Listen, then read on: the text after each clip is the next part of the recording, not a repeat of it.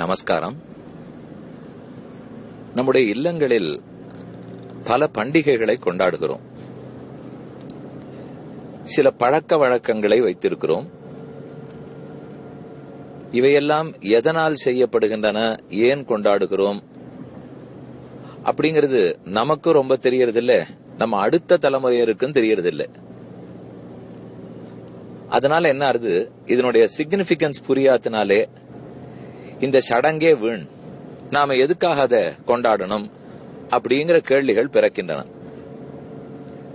ஒரு உதாரணத்துக்கு 1-2 சொல்றேன், அது எவ்வளவு ரெலவெண்டா இருக்குன்னு நீங்க பாத்துக்கலாம். தீபாவளி பண்டிகை கொண்டாடுறோம். எதுக்காக கொண்டாடுறோம்? அது நம்ம புராணங்களோட சம்பந்தப்பட்டது. ஒரு நல்ல குணத்தையும் அது காட்டுகிறது.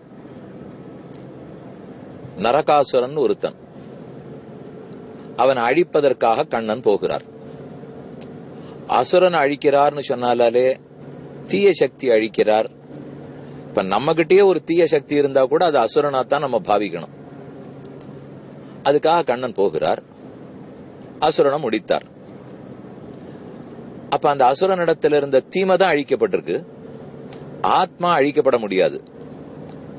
நம்ம ஒருத்தரை கொல்றாருன்னு உடனே என்ன நினைச்சுடுவோம், கடவுளும் கொல்கிறார். அவர் கொல்லுவது கண்டிப்பா அந்த ஆத்மாவே இல்லை, யாருமே ஆத்மாவை அழிக்க முடியாது. அப்ப பகவான் அந்த ஆத்மாவினிடத்தில் இருக்கிற தீமையை அழிக்கிறார். அந்த தீமை போயிடுத்துன்னு உடனே என்ன சாட்சி தெரியுமாங்க?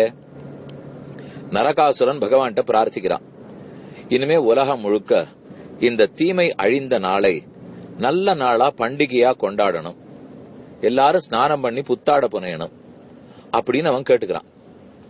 அது சதுர்தசி அன்னைக்கு தானே நடந்தது.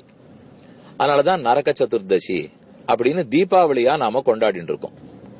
அன்னைக்கு வரிசையா தீபங்களை ஏத்துறோம், பட்டாசு வெடிக்கிறோம், கங்கா ஸ்நானம்ங்கிறோம், புத்தாடை புனைகிறோம். இப்ப இதெல்லாம் என்னத்தை காட்டுறது?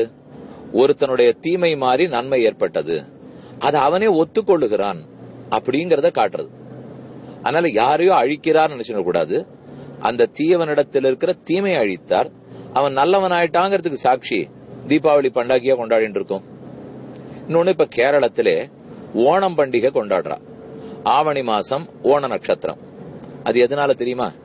திருக்காட்கரைங்கிற திவ்ய தேசம், மலையாள திவ்ய தேசங்களிலே எர்ணாகுளத்துக்கு வெளியில இருக்கிற திருக்காட்கரை, அங்கதான் வாமனமூர்த்தியினுடைய க்ஷேத்திரம். பெருமாள் மகாபலி சக்கரவர்த்தியை திரிவிக்ரமாவதாரம் பண்ணி தன்னுடைய 2 அடிகளை கொண்டு உலகத்தை எல்லாம் தாவி அளந்துட்டார். 3வது அடி எங்க வைக்கணும்னு கேட்கிறார். அதற்காகத்தான் அவனை அழித்து விடாமல் அவன் கர்மத்தை மட்டும் போக்கி பாத்தாள லோகத்துக்கு அனுப்பிச்சுட்டார். சரித்திரம் கேள்விப்படுறோம். அப்போ தான பிரபு மகாபலி அவனுடைய கர்வம் படுத்துப்போ பெருமாள்கிட்ட பிரார்த்திக்கிறான், நான் என் பிரஜைகளை ஒழுங்காத்தான் ஆண்டேன், கண்டிப்பா அவர்களை நான் ஒரு தடவான்னு பாக்கிறதுக்கு நீ அனுமதி கொடுக்கணும். பெருமாள் உடனே வருஷத்துக்கு ஒரு தரம் கீழ்லோகத்திலிருந்து பூலோகத்துக்கு வா, உன் பிரஜைகளை எல்லாம் பாரு, அன்னைக்கு மக்களும் சந்தோஷமா இருப்பா, நன்னா ஆனந்தமா இருக்கட்டும், நீ ஆனந்தமா இரு. அந்த பண்டிகை தான் ஓணம் பண்டிகை. ஓணம் பண்டிகைன்னு பேர். ஆவணி மாசத்தில் திருவோண நட்சத்திரத்துக்கு கீழ்லோகத்திலிருந்து பூலோகத்துக்கு மகாபலி வருகிறான். தன் மக்களை எல்லாம் பாக்கிறான். அவனுக்கு ஒரு திருப்தி, நாம இல்லாட்டா கூட மக்கள் சந்தோஷமா இருக்கா. கேரளத்துல ஓணம் பண்டிகை தான் ரொம்ப முக்கியமான பண்டிகை. அதுக்குதான் நன்னா செலவழிப்பா, நன்னா சாப்பாடா இருக்கட்டும், குளியலா இருக்கட்டும், புத்தாடையா இருக்கட்டும், கோவிலுக்கு போறதா இருக்கட்டும், எல்லாமே அந்த பண்டிகைக்கு தான் பண்ணுவா. அப்ப அந்த ஓணம் பண்டிகை எவ்வளவு சிறப்பா இருக்கு. அதுக்கு நேர புராணத்துக்கும் சரித்திரம் எப்படி நன்னா இருக்கு பாருங்க. அப்ப தீபாவளியை பார்த்தாலும் சிக்னிபிகன்ஸ் இருக்கு, ஓணத்தை பார்த்தாலும் இருக்கு. திரு ஆரமுழா, மலையாளத்துல ஆரமுழாங்கிறமே, அங்க படகு போட்டி ரொம்ப ரொம்ப ஃபேமஸ். நம்ம என்னமோ படகு போட்டி கேளிக்கை, வெக்கேஷன், என்டர்டெயின்மெண்ட் நினைச்சுட்டு இருக்கோம். ஆனா அந்த படகு போட்டி ஏன் தெரியுமா வந்தது? ஆரமுழால இன்னைக்கு இருக்கிற பெருமாள் அங்க இருந்தவர் இல்லை, அவர் பக்கத்துல வேறொரு ஊர்ல இருந்தார். அந்த பெருமாள் இந்த ஊருக்கு வரணும்னு ஆசைப்படுறார். அப்போ ஒரு பிரம்மச்சாரி வேஷத்தை எடுத்துட்டு அந்த ஊர்ல படகு கட்டி சில பேர் கிளம்பிட்டு இருந்தா. அவர்களோட நானும் வரேன்னார், ஏறி உட்காண்டார். கொஞ்ச தூரம் வந்த உடனே இடை ஆரன்முழா அப்படின்னு ஒரு இடம் வந்தது. இறங்கி சந்தியாவந்தனம் எல்லாம் பண்ணிட்டார். திரும்ப பரிசல் ஓடத்துல ஏறி உட்காண்டார். அங்கிருந்து கடைத்தலை அப்படின்னா கடை ஆரன்முளா, இப்ப இருக்கிற ஆரன்முளா திருவல்லா, அங்க வந்து இறங்கிட்டார். இப்படி பெருமாளே அந்த படகுல வந்திருக்கார். ஆரமுளானால் முழா படகு, 6 6 6 கம்பு கழி, மூங்கில் கழி 6 வச்சு பரிசல் மாதிரி கட்டினதுனாலே அதுக்கு ஆரமுளான்னு பேர். பெருமாள் எழுந்துருள் விட்டார். மாங்காட்டு நம்பூதிரின்னு ஒருத்தர் கொஞ்சம் தள்ளி ஒரு இடத்துல இருந்தார். அவர் திருவோணந்தோறும் வந்து இங்க பெருமாளை சேவிப்பார். அதுக்கப்புறம் அவரால் வர்றதுக்கு முடியல. இந்த பிள்ளை நான் போயிட்டு வரேன்னு சொல்லி வந்துட்டு இருந்தான். சரி, ஒவ்வொரு திருவோணம் வா, உனக்கு நான் அதித்தியா வச்சுன்னு போடுறேன்னு சொல்லியிருந்தார். ஏதோ ஒரு திருவோணம் இவன் போக முடியல.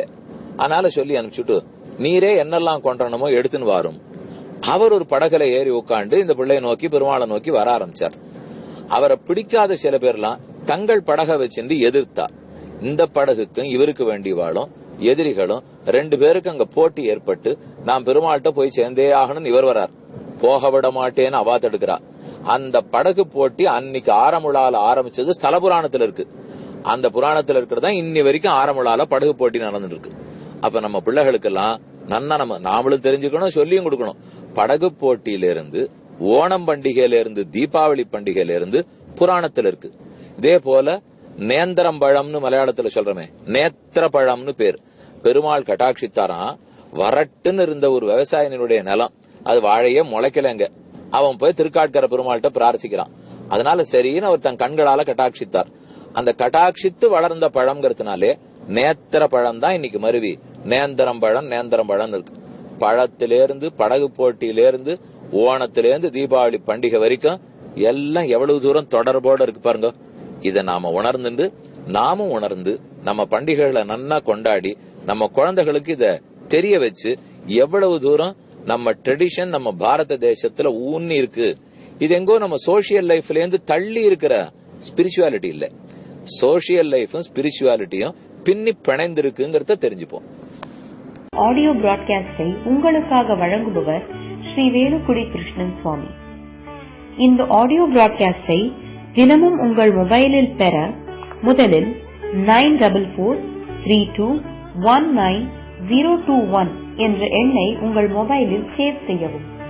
பிறகு இந்த எண்ணிற்கு ஒரு வாட்ஸ்அப் மெசேஜ் அனுப்பவும். தினந்தோறும் இந்த ஆடியோ பிராட்காஸ்டை கேட்டு மகிழவும்.